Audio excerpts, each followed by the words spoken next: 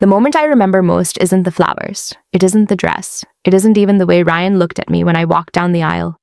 It's the image of my mother standing alone near the back wall of the reception hall, holding her purse with both hands, scanning the room for a seat that didn't exist.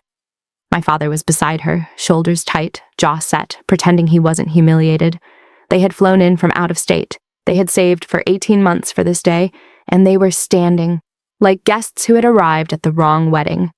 While across the room, my mother-in-law Sandra sat at the head table, my head table, laughing loudly, adjusting the centerpiece, waving at relatives like she was the host of this event. She was not the host. I was. What you need to understand is that I didn't just stand there and let it happen. What I did next, in front of 240 people, with a live mic in my hand, changed everything. And I mean everything. Not just that night. Not just that week. I mean the entire dynamic of my marriage, my in-laws, and the family reputation that Sandra had spent 30 years carefully building. She thought she was untouchable at my wedding. She had no idea I had been quietly preparing for exactly this moment. There's something Sandra didn't know about me. Something almost nobody in that room knew, except Ryan and my parents. For the past 14 months, while she had been slowly, methodically edging my family out of every wedding decision, I had been documenting everything. Every ignored message, every overruled choice. Every time my mother was spoken over.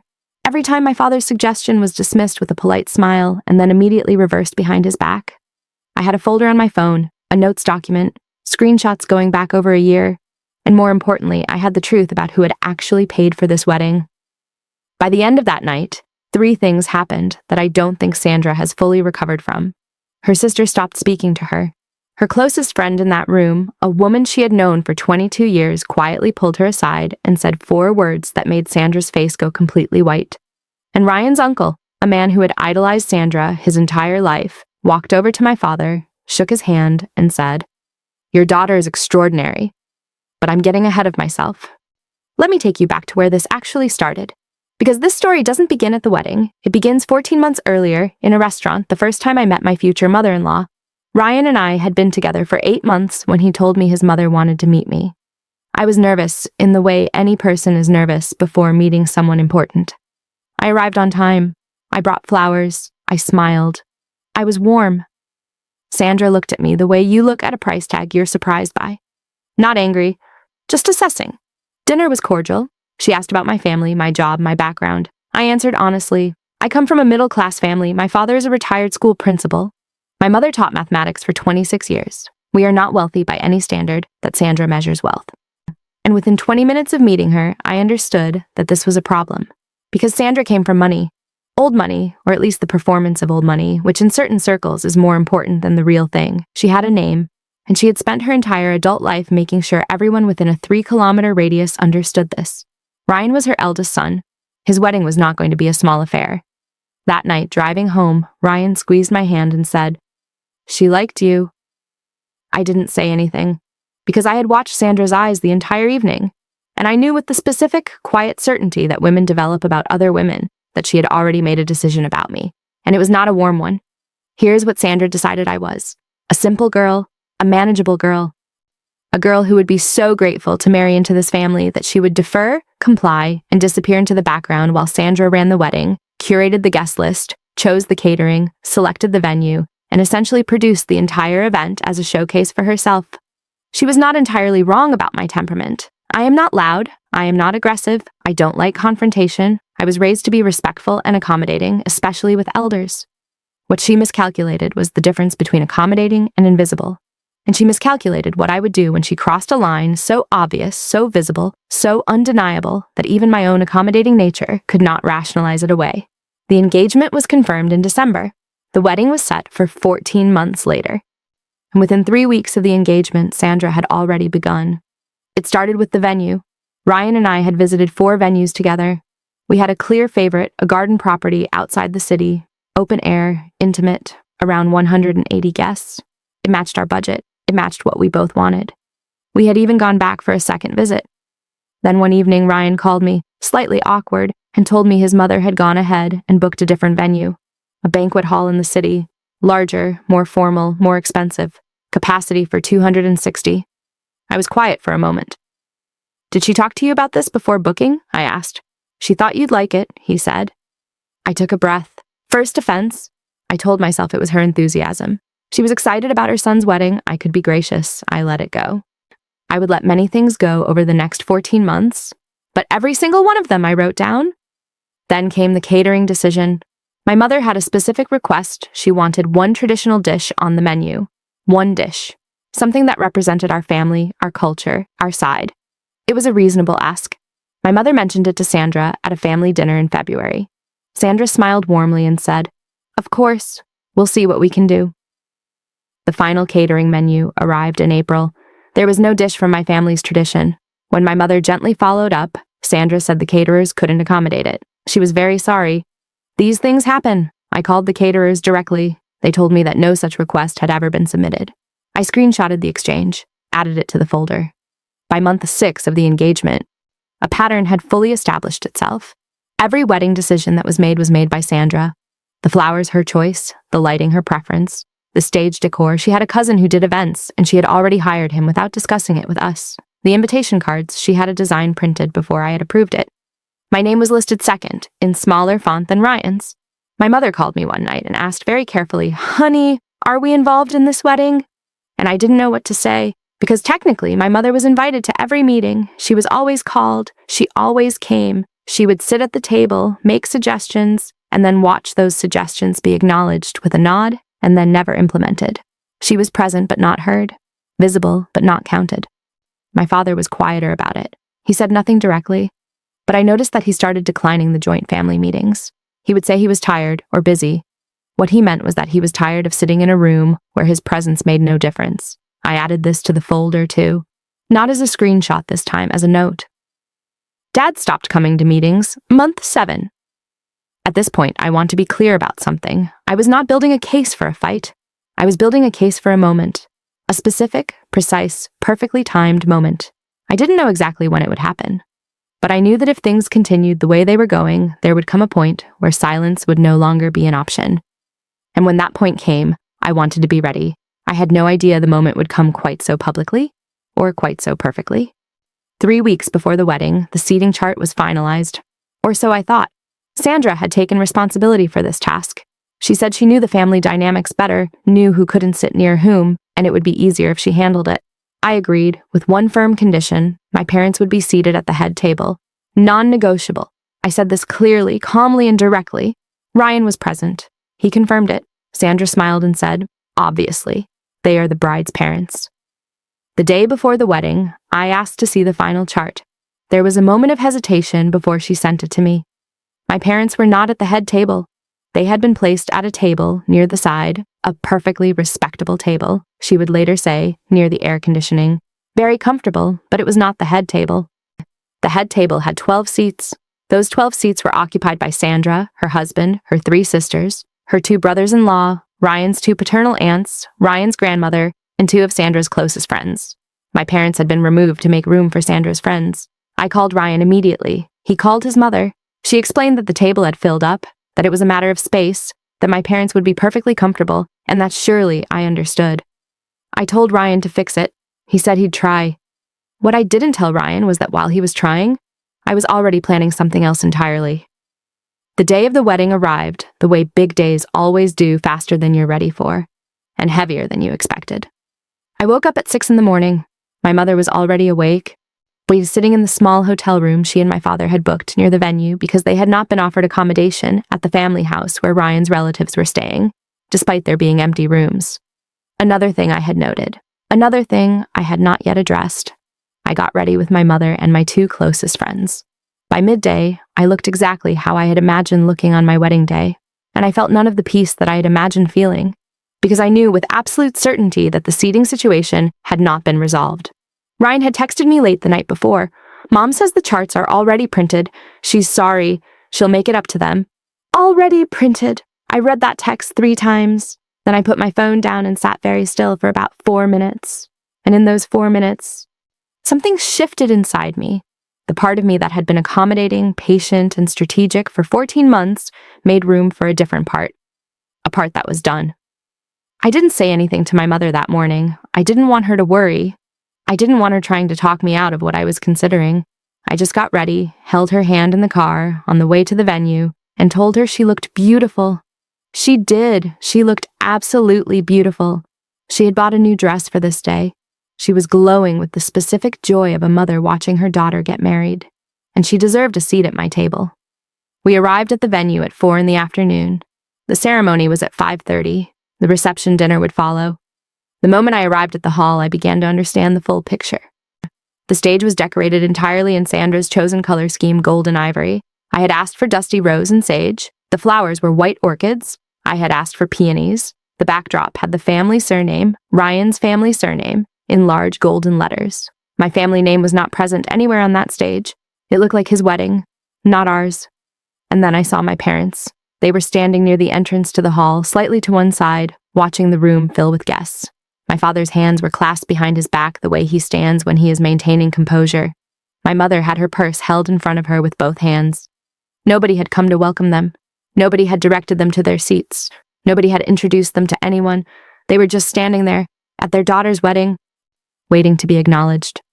While 15 feet away, Sandra was holding court near the head table, kissing cheeks, accepting compliments, directing staff, laughing with her sisters. I watched this for exactly 11 seconds. I counted. Then I walked over to my parents. My mother's face when she saw me, relief, pride, and something she was trying to hide that looked like hurt. I hugged her and whispered, "I see it. I'm handling it." My father squeezed my hand and said nothing. He didn't need to. There was a wireless microphone on the stage. It had been set up for the MC, for toasts, for the evening's program. I had already noted where it was. I had already made a decision. I just needed the right moment. The ceremony happened. It was beautiful. One in the way ceremonies are always beautiful, regardless of the circumstances surrounding them. Ryan and I said what we needed to say to each other. I meant every word. Dinner was announced at 8:15. Guests began moving toward their tables. I watched my parents move toward their assigned side table. My mother glanced toward the head table once, just once, then looked away and straightened her back and walked to her assigned seat with dignity. That glance, that single, quiet, dignified glance of a woman accepting her diminishment without complaint. That was the moment.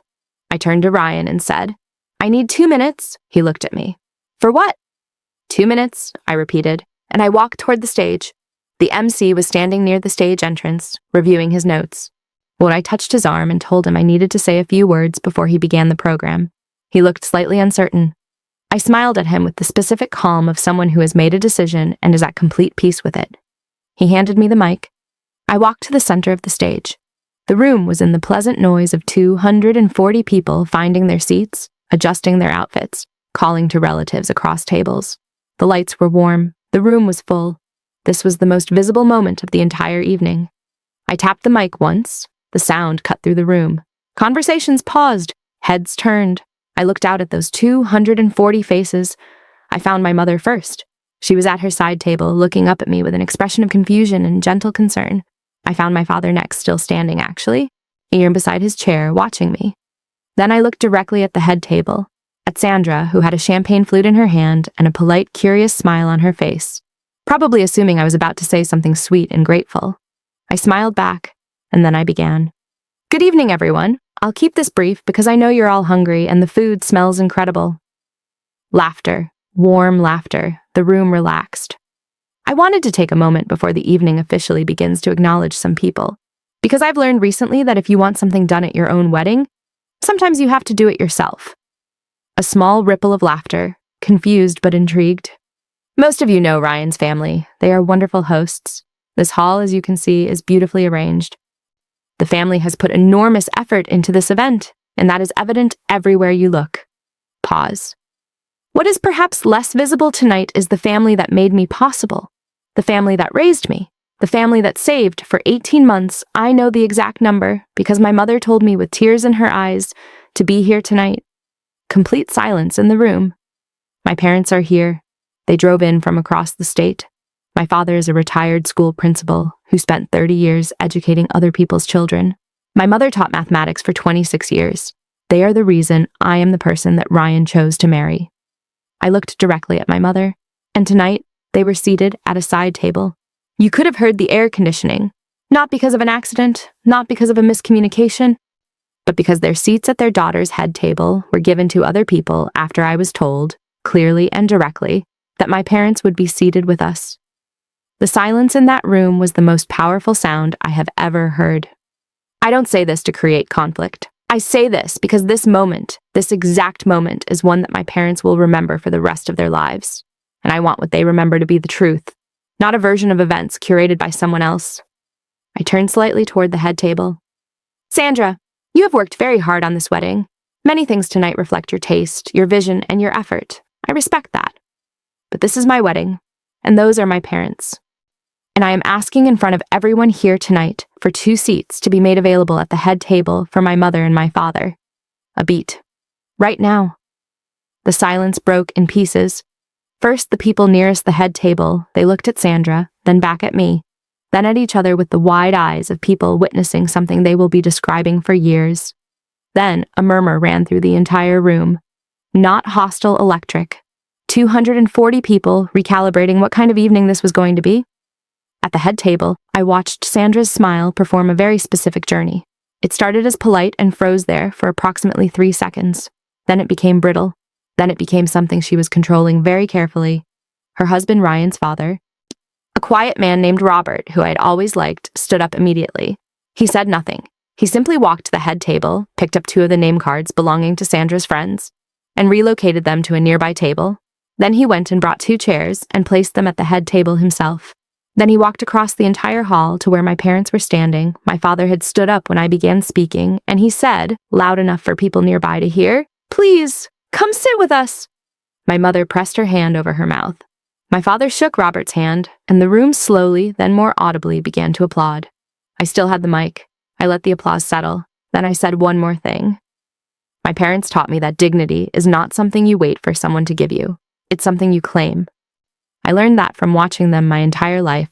Tonight, I'm just doing what they taught me. I put the mic back on the stand. I walked off the stage. And Ryan was standing at the bottom of the steps. His expression was something I'd never seen on his face before. It wasn't anger. It wasn't embarrassment. It was recognition. The look of a person seeing something clearly for the first time. He put his hand on my face and said, "I'm sorry. I should have fixed this." I said, "You have time to fix many things. Tonight was mine."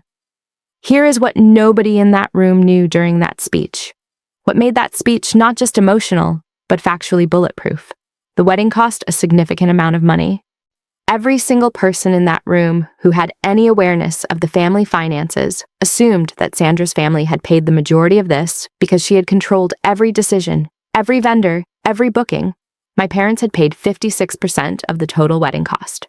My father had transferred the money in 3 installments, the first in January, the second in May, the third in August, 1 month before the wedding. There were bank records. There were text message confirmations.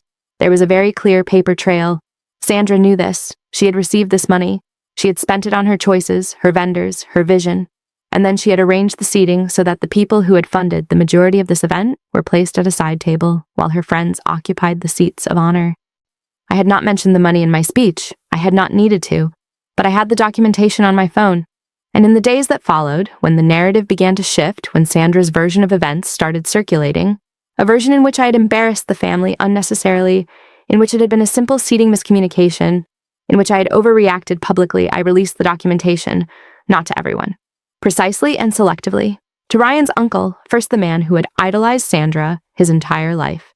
Ryan's uncle Gary was Robert's younger brother. He was also, I had come to understand, the family's moral compass.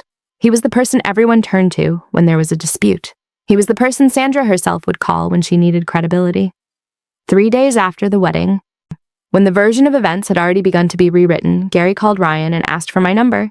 He said he wanted to understand what had happened. I called him back that evening. He asked me, very respectfully, whether I felt I had perhaps acted impulsively, whether a private conversation might have been more appropriate. He was gentle about it. He was trying to understand, not attack me. I told him I had tried private conversations for 14 months. I told him I had documentation of every instance where my mother's input had been overruled, every promise that had been broken, every decision that had been made without consultation. And then I told him about the money. The phone was quiet for a very long time. I sent him the bank transfer confirmations, 3 installments, the amounts, the dates, the recipient. He called me back 2 hours later. His voice was different, quieter, more careful. He said, "Your father paid for most of this wedding." "Yes," I said. Another silence. "And they were seated at a side table?" "Yes," I said. He exhaled. "I owe your father an apology," he said. "And I owe you one." Gary did not keep that information to himself. Within a week of the wedding, the family landscape had fundamentally changed. Gary spoke to Robert, Ryan's father, who had already been quietly appalled by the evening's events. The man had physically moved the chairs himself. After all, Robert had a long conversation with Sandra that I was not present for, but Ryan was. Ryan described it to me afterward as the first time in his memory that his father had spoken to his mother with that particular tone. Measured, disappointed, direct. As Sandra's closest friend at the wedding, a woman named Carol, who had known her for 22 years and who had, ironically, been one of the people displaced from the head table, reached out to Sandra privately. What she said, I heard secondhand from Ryan. She said that watching the evening had made her uncomfortable, that the way my parents had been treated had been visible to everyone who was paying attention, and that she thought Sandra owed me and my family a real apology, not a managed explanation. Sandra's response to Carol, apparently, was to say that I had embarrassed the family publicly and that she was the victim in this situation. Carol did not respond to that message. She simply stopped calling. 22 years of friendship. And it ended because Sandra couldn't admit what she'd done. I want to talk about Ryan here. Yes, because this story isn't complete without it. Ryan is not a villain. He is, or was, at the time, a person who had spent 31 years navigating his mother's version of reality. He had learned early that the path of least resistance was accommodation. Agree, defer, and manage. Don't confront, don't escalate, find a way around. He had applied this skill set to our wedding situation, and he had applied it to my family's exclusion in ways that I had not fully acknowledged to myself until the night I stood at that microphone.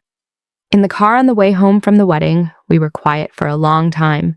Then Ryan said, "How long have you been collecting all of this?" 14 months, I said. He was quiet again. "I should have seen it," he said. "You did see it," I told him. "You just thought it was manageable." He didn't argue with that. What happened in the weeks and months after the wedding was, honestly, the most important part of this entire story, because Ryan made a choice. He could have framed what I did as embarrassing, as an overreaction, as something that damaged his relationship with his mother. He had every social permission to do that, and there were certainly people in the family who expected him to. Instead, he chose differently.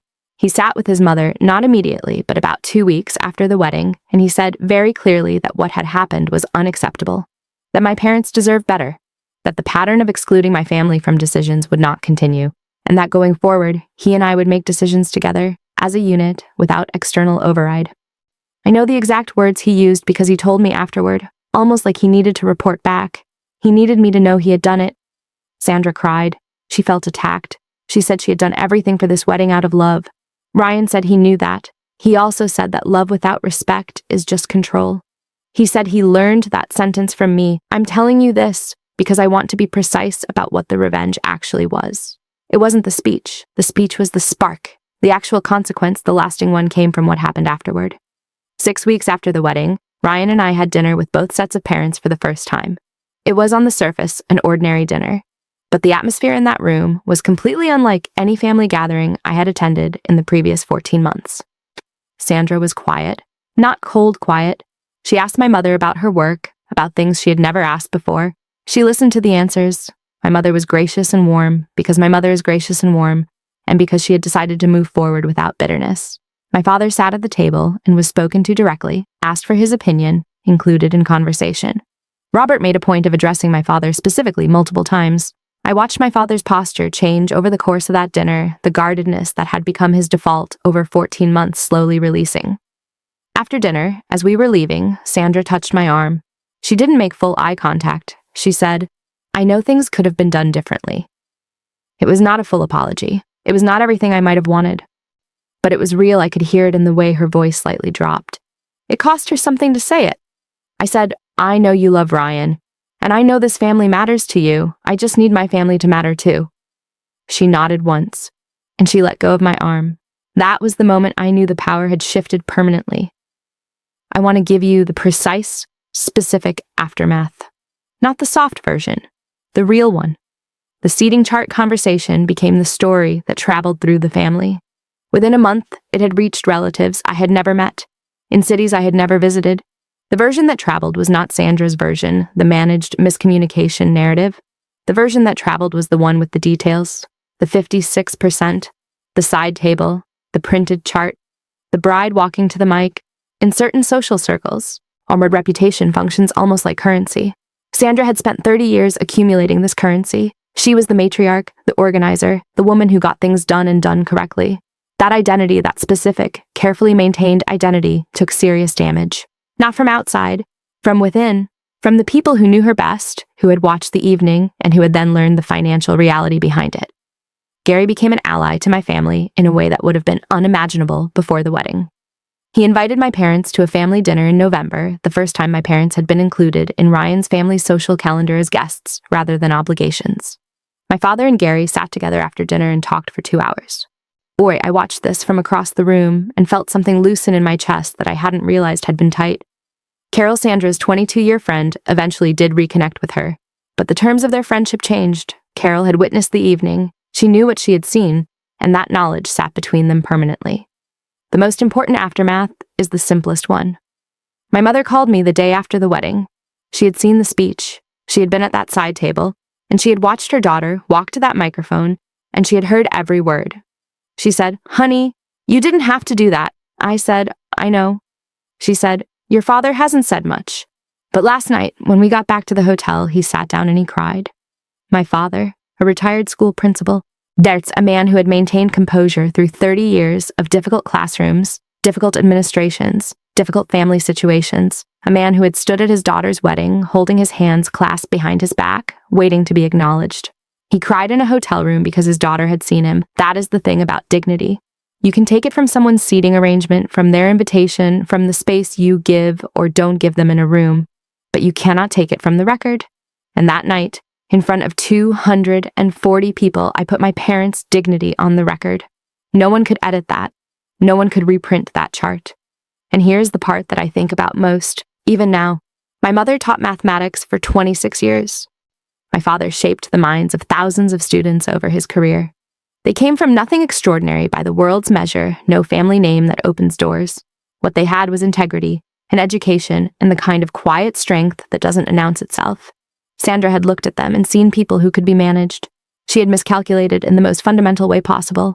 She had seen their quietness as weakness. She had seen their graciousness as absence of spine. She had not understood that some people are quiet because they are choosing to be, and that the choice can end. I've had time to think about that night, about every decision I made, about whether I would do it differently. I wouldn't change a single word of that speech. But I want to be honest about something because I think it matters. I was afraid.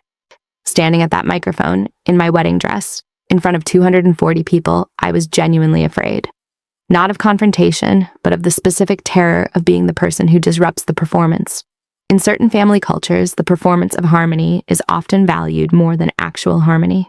People will tolerate real dysfunction as long as it remains invisible. I was about to make something visible.